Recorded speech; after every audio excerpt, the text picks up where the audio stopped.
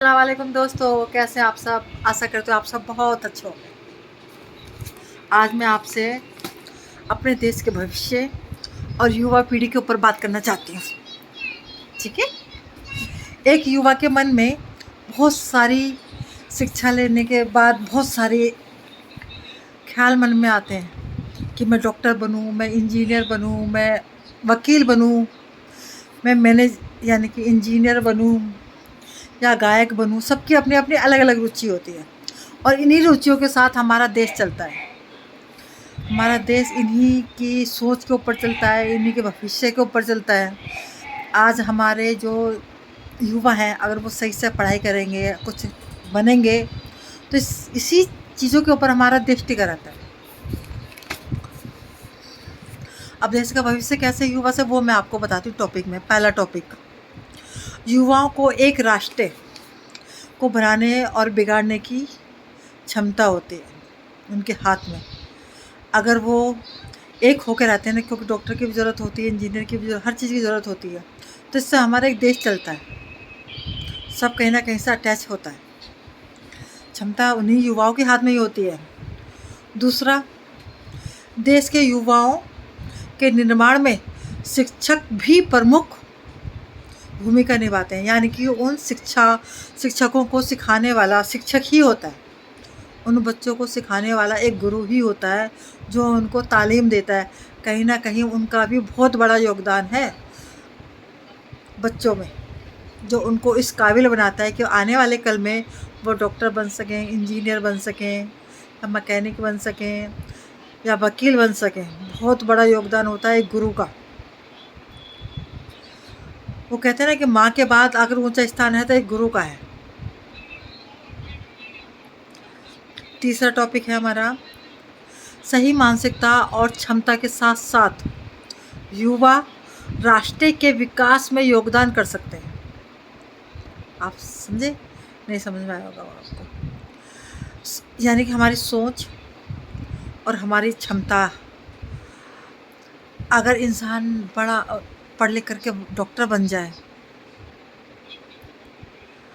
तो जब वो एक डॉक्टर यानी कि हॉस्पिटल खोलेगा, तो कितने गरीब लोगों का उसमें इलाज होगा ना।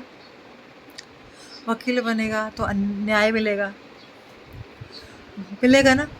तो क्या एक शिक्षा के ऊपर ही निर्भर करता है, कि युवा के ऊपर ही निर्भर करता है ना। इससे हमारे देश को कितना भला होगा।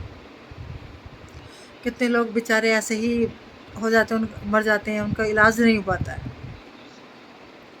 इलाज हो ही नहीं पाता है। क्या हॉस्पिटलों में लापरवाही होती है, डॉक्टर इतने उपलब्ध नहीं होते हैं, मरीज ज़्यादा हैं, तो किसको सरकार देखेगी।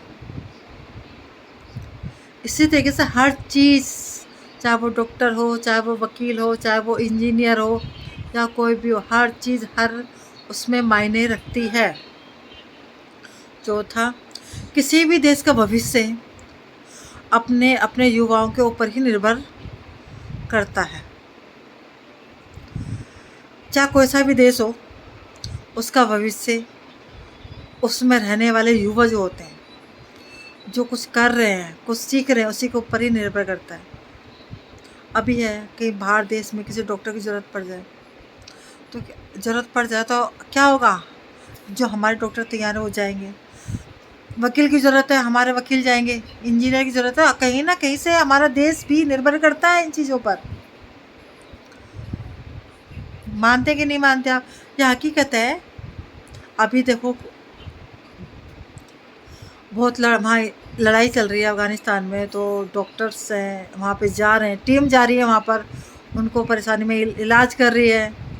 अब डॉक्टर नहीं होंगे तो कैसे इलाज चलेगा। ज़रूरत तो है ना। इसलिए हर इंसान मायने रखता है। पाँचवा, युवा वह अवस्था होती है जब कोई लड़का या लड़की बचपन को छोड़कर धीरे धीरे वयस्क यानी कि जवान होने की ओर बढ़ता रहता है। उसको युवा अवस्था बोलते हैं।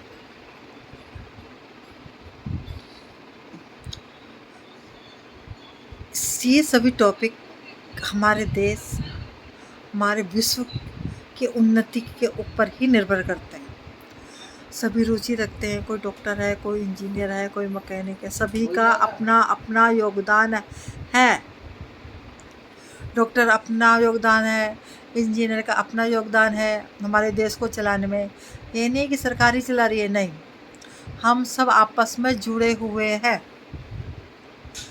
तभी तो हम आगे बढ़ रहे हैं। अगर डॉक्टर ही नहीं रहेंगे तो सोचो देश का क्या होगा। अगर वकील नहीं होगा तो सोचो अन्याय कितना बढ़ जाएगा।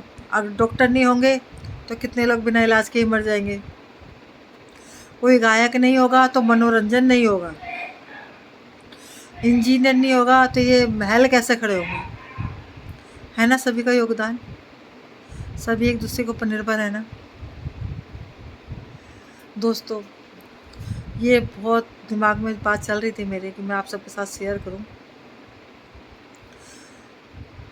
हालांकि पता नहीं क्या है, लेकिन हाँ, मैं आपसे बात करती हूँ तो मुझे बहुत अच्छा लगता है।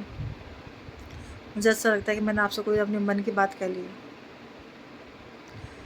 अच्छा बना है ब्लॉग या बेकार बना है मुझे नहीं पता, आपको पता होगा, लेकिन हाँ बस ये है कि मैंने आपसे कह लिया।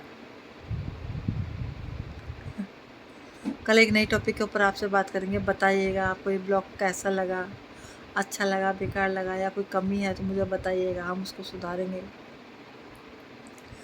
एक नया नया टॉपिक हम आपके लिए लाते रहेंगे।